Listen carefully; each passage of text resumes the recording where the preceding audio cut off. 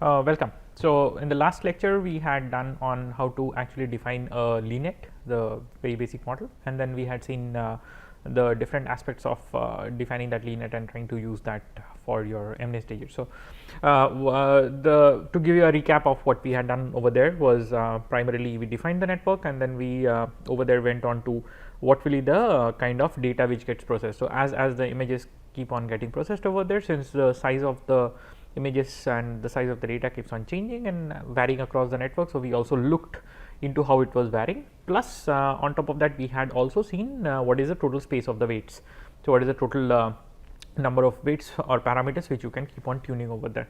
Now, that was one major difference which came down from your fully connected layers, because there the output of a particular layer is the same as the total number of neurons in that layer, whereas when you were looking into convolutionals you did see that the output is not dependent on the total number of neurons over there, because that size of the neuron layer which is just within your weights is much smaller and it just operates via convolution, and that's where the change comes in. Now, here what we are going to do is actually start training down with the LeNet for the MNIST part. So, in the earlier case whatever we had used down in our headers over there was much lesser versions. We did not have any of these things from your optimizations to your we did define this as a variable because we wanted to do a feed forward, but then the optimization toolbox and the data sets and plot functions were not present over there.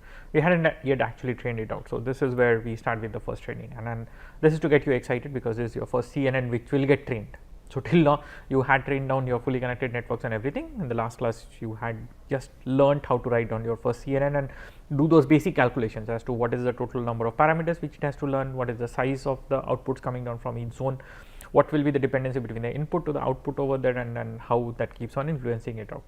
So, without much delay, let's get started with this one. So, the first part is just getting your environment variables and everything started down. The next part is to actually load your data, and we stick down to the same classical example of using an MNIST, and what we are doing over here is we load it on a batch size of 100, and as in the last lecture we had seen that your batch size quite does not influence your number of tunable parameters over there. The only relation your batch size has is to the size of the output which it keeps on produces, and the first index on any of this is your batch size, and that does not change by the way throughout as it keeps on going. So, that's how it works out. So, let's do our data loader part over here, which is pretty similar to what we had done in our fully connected network. So, you just have a train set and a train loader, and you also have a test set and a test loader for both of them. So, for MNIST it's 60,000 on the training and 10,000 on the testing, which is pretty standard and present now.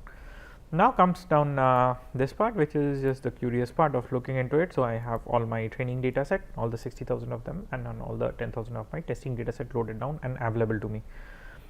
Now, we come down to defining our network. Now, there is nothing new as such on the LeNet. This is what we had done in the last lecture, and a significant half an hour just discussing on all of the attributes. So, here it's still says the same.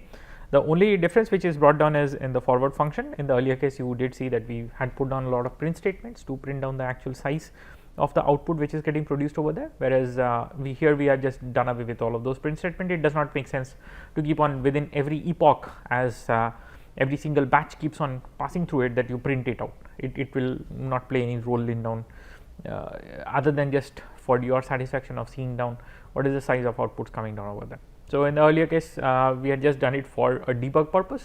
You can consider this as more of a debug practice to really look down into what your pen and paper calculations lead to, and whether your network given down the similar kind of a data is actually producing a similar sized output. So, one is to always look into the size matching and the size mismatch which can possibly occur over there, and try to minimize as much as this is possible. In fact, there shouldn't be any size mismatch, otherwise you will just get a segmentation fault over there, or data mismatch fault. So, as that say if there are more number of data points coming down than the number of neurons available, then it will always throw you an error. So, that's an issue. So, we have just printed it over there. Here you don't need to do any of those things, and then one extra thing which we add down is in the earlier case, since we weren't yet training it out. So, we did not have the this basic nonlinear transformation on the final output layer over there. So, the final output is what has 10 different classes present over there, and then there is supposed to be a nonlinearity over there. In the earlier case, we did not mention this nonlinearity because for the purpose of just data transformation through the network, you do not need it. So, here we go on to actually define this nonlinearity, and that is a log softmax nonlinearity which we use, and in the same way as a LeNet per definition. So, once this definition is done, so let us run it down. So, this is just to give you keep one thing clean to you, that if you are using that same module whatever is defined in the earlier lecture, then you need to add down this extra line over here, so that you have a functionally correct representation of the LeNet with this nonlinearity in the last layer, which was not mentioned in the last exercise which we had done over there. So, now let us go and print down the whole network. So, this is the network which comes down to me, and as we had seen, it looks pretty similar to what was there on the earlier case, though this extra nonlinearity of a log softmax has come down over here, but then that is no change in the data architecture in any way, and that does not make any change or introduction coming down over here as well. Okay. Now, as in with the earlier case of where we were trying to visualize down weights and see down what is the amount of change which comes down in the weight. So, we try to do a similar thing over here, and for that purpose we end up copying down all the weights in the first two convolution layers over there, and then just preserve it. So, one is you can copy down weights across the whole network and just keep it down, but instead of copying down all the weights and trying to visualize it, I am more of interested into just looking down what happens between these two convolution layers, and then what do they end up learning over there. So, this is just to initialize and copy down these two weights coming down over there. The next part is to check out on your CUDA, and then if your GPU is available. So, it just shows that your GPU is available, and then you have your accelerations coming down on a standard GPU based system. Now comes your next part of it, which is to get started with the training. So, you need to define your loss function or the criterion, and over here, since it is a classification one, so we just make use of negative log likelihood cost function or NLL criterion. And then you have to define your optimizer. So, for optimizations, as we had seen in the earlier case where we were trying to play around with optimizers and different kinds of optimizers and how they come up. So, you had the standard gradient descent or the vanilla gradient descent, you had your stochastic gradient descent, you had your stochastic gradient descent with different momentum factor added, then you had your ADAM or adaptive momentum optimizer. So, and then we did find out that at any given circumstance, your under whatever you were operating it down. So, while your ADAM takes a tad bit longer than trying to do a standard vanilla gradient descent, but ADAM does come down per epoch, though the time consumed is more, but it will take lesser number of epochs actually to come down. And now, the amount of time in total it would take to come down to that error rate as compared if you are comparing an ADAM with a standard vanilla gradient descent, then an ADAM is much faster, and then that is the reason. So, I do often use this term called as a vanilla gradient descent now. It's just a simple colloquial term used within the community, and for the reason that whenever it is a plain and simple as in a vanilla ice cream. So, it is a plain and simple kind of an ice cream which you would typically be getting. So, whenever it is a plain and simple way of using it, we just use that extra term in front of it as vanilla so and so, and it can be either a model or an optimizer or anything, and it is just a common lingo within the community to use, though not an official one. So, please do not stick down to writing it down onto your papers or any kind of a publications which you are putting it down. So, we have the optimizer set down as ADAM based on our prior experiences that it does work out much faster to come down to a convergence. And then we have our network written down over here. Okay. So, within my trainer function, what I have is I set down my total number of iterations, then I have two scratchpad variables created down for my loss and accuracy while I am training. So, what I basically do is while I am training, I am looking at the error or the total loss accumulated per epoch, as well as I put down my test data set to use, and at the end of training an epoch, I look at what is the accuracy achieved by this particular on this test data set at the end of this particular epoch. Okay. Then comes my timer over here, just to look into the time consumed in the total process over there to find out how fast it has actually operated out, and then we start with our trainer function over there. So, within an epoch, what I do over here is typically I have a batch load of things going down. So, I will be doing within a batch or within the train loader, which will just be pushing it down into one batch. Now, within the batch, I just find out if I have my GPU availability, then I will have to convert and typecast all my variables onto a CUDA array, and then I have my or otherwise if it's plain on CPU, then I don't do any kind of a typecasting. And then this was the option of casting it down into a variable or something which can get propagated throughout the network, and the memory optimization happens over there. The next is to zero down all the gradients, and then you do your first part, which is your feed forward or the forward pass function over there. So, we had done this forward pass function in the earlier lecture as well, where the whole objective was just to look into what is the size of how the inputs are varying. So, as the data propagates across the network, then we just wanted to print and see it out. So, however, here it's an actual forward pass which happens over there, and we are just not going to fool around by looking into the size of the data. There is an actual output which comes from over there after your last layer. Now, from there we actually get into computing the loss function, and what is the total error which has been done at the end of this one by this network, which is trying to classify each image which comes down as to belonging to one of the 10 classes. Now, once your loss is computed, you need to find your nabla of loss, and that is your loss dot backward, which is gradient of loss computed. Once your gradient of loss is computed down, and then you can have an optimizer one step ahead, or the whole update rule written down over here with just a step. So, this is what we had done in the optimizations lectures and courses as well. So, from there I get down my running loss or whatever is my loss per batch, and this update happens at the end of every batch. So, every batch keeps on getting an update. So, 100 samples in one batch which go through it, you find out what is the error, and then you update the weights, and then you keep on continuing this for 600 times. So, that so you have 100 samples per batch and 600 such batches. So, that would make it 60,000, and that is the total number of samples to be operated on. So, at the end of every of this 600 batches, so now you had 60,000 samples which have gone through it. So, what you have to do is basically you take the sum of all the loss and then divide it by 60,000. So, that gives you an average loss per sample which comes down, and then you just keep on appending this to the end of the string, and you have an array of the length of the total number of epochs over which this learning has gone down.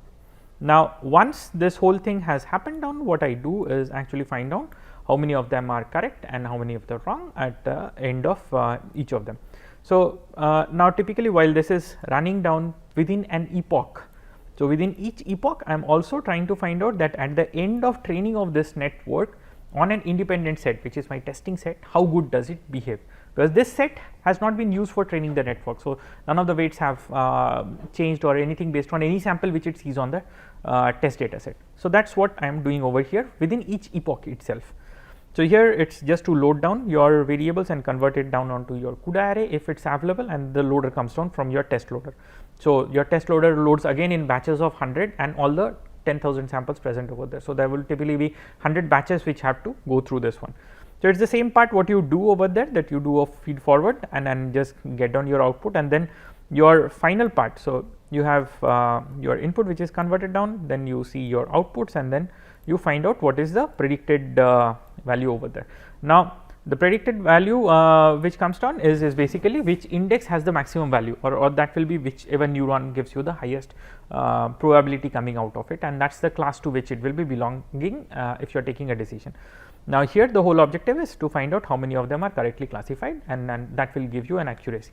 So, that is what typically is done over here, and then you have an accuracy at the end of each epoch itself. Now, from there we end up actually getting into the plot part. So, there are two plots which we are plotting. The first part of the plot is actually to get into the loss functions plot, and that is what is the total error occurring when you are doing a feed forward and then a back propagation with just the training data set. The second part of it is to do a accuracy plot with your independent test data set, and then look into how much of time it has taken and then print them out. So, this is what goes on within my trainer. Okay. So, let us just get this one running, and once this, so yeah, so this has been set running over there. Now, what I do at the end of it is, let us see how much time it is taking. So, it is not taking actually much of a time. So, you can see that pretty much within 4 seconds it is going to train down each epoch, and then it starts with a initial accuracy of somewhere around 88.15%, and then it keeps on going, and then quite fast, like around 8th epoch it is already at 96.7%, and then At 10th epoch it's at 97.4%. Now given that, if you remember closely, that we had this autoencoder initialized neural networks which were training down over there, and the accuracy which they were reaching down in the best of the cases was somewhere around 94%, 94-95%, and not more than that. Whereas you get down with this kind of a network within a much lesser amount of time, almost a similar kind of a performance, or even better at 97%, though that's a 3% increase as compared down to just an autoencoder. Though, like, whenever you cross down the 90% border, this whole fight around 1% or 2% does not make much of a difference. If you had an accuracy of say 50% and from there you went up to 53% or even 60%, that's a huge jump which you are doing. So it's more of like relative to where you are standing. When you are at 90%, it's almost you are very close to coming down to a convergence point over there. So however, that's not much to discuss. Now one thing to really remember is that your starting point is 88.1%, 15% accuracy, but that does not mean that it just happened out, because there were 600 times that the weight had actually updated within the network. So by the end of first epoch, that's the reason why you have a decent accuracy coming down at the start of it. So that's what you would be seeing. So your accuracy starts over here and then goes down, goes up all the way up to 97%. Your loss also does fall down significantly, and actually within the first epoch itself, it falls down to a great point.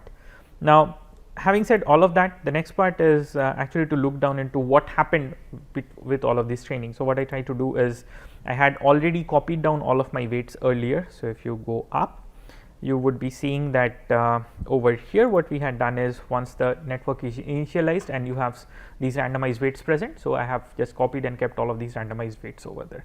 And then at the end of these 10 epochs of training, my whole objective is again to copy down these weights of the trained network to see what is the difference and how many of them have changed. So this is a small piece of code which has been written down just to visualize your code, and then this is just by the same kind of a definition as we had used in the earlier case for our autoencoder weight visualizations as well. Now, while in an autoencoder, the weights were basically the total number of connections which were between neurons in one layer to the neurons in the other layer, and then if you had say some 10 neurons in the first layer, which some say for an example, say 28 cross 28 784 neurons which are there in the first layer, and they connect down to say some 100 neurons in the second layer. So you had this mapping that there is a 28 cross 28 weight matrix which connects to each of these neurons, and there are such 10 cross 10 matrices created over there of these weights. Now here it's very different, because now you don't have all the neurons connected down to each and every neuron, but they connect down via a convolutional operator over there. And the size of the convolution operator is basically number of channels on the input side into the kernel size. So for me on the LeNet, if I go up, you would see that my model which is over here. So on my first layer, I basically have one channel. There are 6 such kernels, and each kernel is of size 5 cross 5. So I can pretty much visualize it as a grayscale image of 5 cross 5, and there will be 6 of them, and that's where it comes down over here as well. Okay, so if I run this one down, you would be seeing what comes down over here. So this is for my first convolution layer. I have 6 of my weights which come down 1, 2, 3, 4, 5, 6. Okay, each is a 5 cross 5. So this is the first pixel, 1, 2, 3, 4, 5, 1, 2, 3, 4, 5. So there is 5 cross 5 and 6 of these kernels which are over there. Now this is at the start of the training, when nothing has trained, and it's just randomly initialized weights which you have over here. Now this is at the end of the training, when I have done all of these 10 epochs of training, and within each epoch there have been 600 batches which have updated, each batch of size 100, and then I get down my weights coming down something of this order. So now the interesting part is, you do not typically tend to look into structures and then or some visible kind of a structures within these convolutions quite generally. While if you were comparing this with what had happened down in your autoencoders, then you had more distinct structures, and you need to keep one thing in mind. Over there the structure was much easily visible because it was a 28 cross 28 patch, whereas over here this is just a 5 cross 5 patch. So it's really hard to get down any kind of a visualization coming down over here. But then if you look into the differences, you would see that there has been a gradient kind of a difference change over there.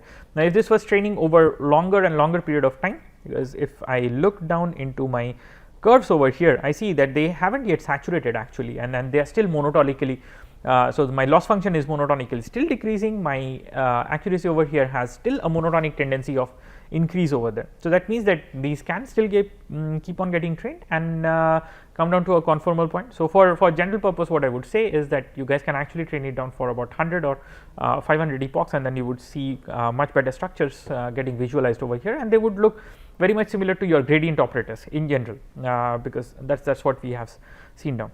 Now the next part is that if I go to the second convolution layer. So now in the second convolution layer, what comes down is you again have a 5x5 kernel over there, but then there are 6 channels which are present. So it's basically a 6 into 5 into 5. Now it's hard to visualize a 3D matrix over there, and that too, like if I was trying to do it in color, then I would need a RGB 3 different channels, but now there are 6 different channels and there are no ways of standard visualization. So what we do over there is we visualize each channel independently, but for a given kernel. So what I do over here is that on the second convolution layer, I just pick up the first convolution kernel over there. Now the first convolution kernel or any of these random convolution kernels which have 6 channels, and each is 5x5 kernel over there. So that's what I see over here, and this is the randomized one initialized. Now at the end of the whole training process, this is what the weight assumes. Now you can still see some sort of directive structures coming down over here, though it makes it really hard, and these are the weights which come down. Now one thing in mind, we haven't yet put down any of our earlier concept of sparsities or denoising, anything over here, and still this is what it works. Now when if you try to really put all of these concepts of sparsity and denoising into these ones, this would actually end up learning better and better weights.